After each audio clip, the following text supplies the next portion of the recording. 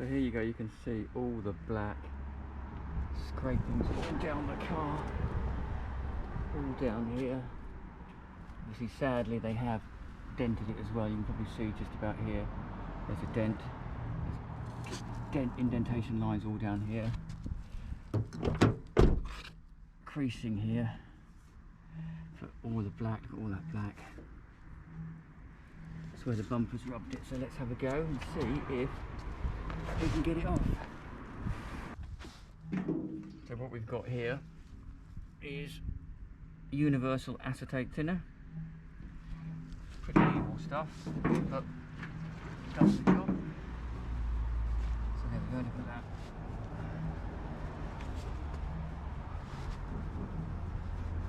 And that is basically the bumper of the other car that's melted due to friction as it's hit this car.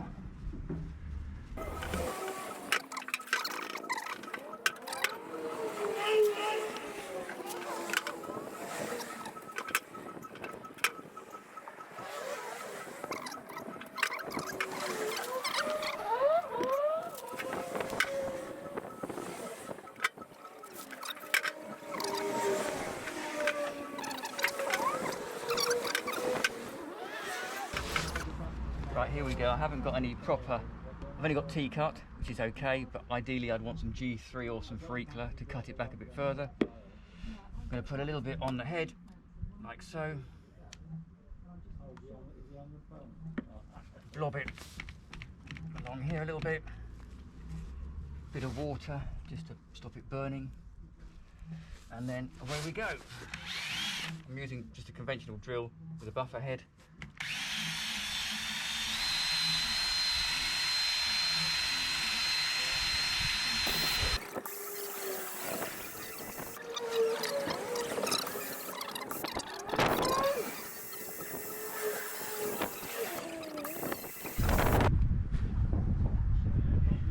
Be a little bit mindful because it does over spray everywhere, so we'll wipe that off. Not perfect, I'll admit, because as I say here it has broken the paint, but certainly considering what it was like when we first looked at it, I would say that's a bit of a win. The dents are still there. Oh, there's a little bit here still.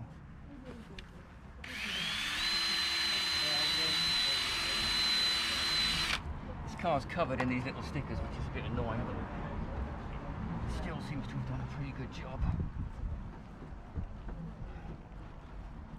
There's another line still across there.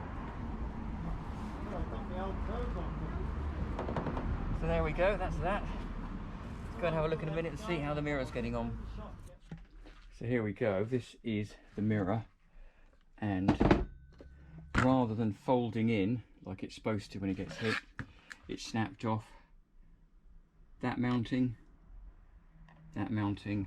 and this one round here.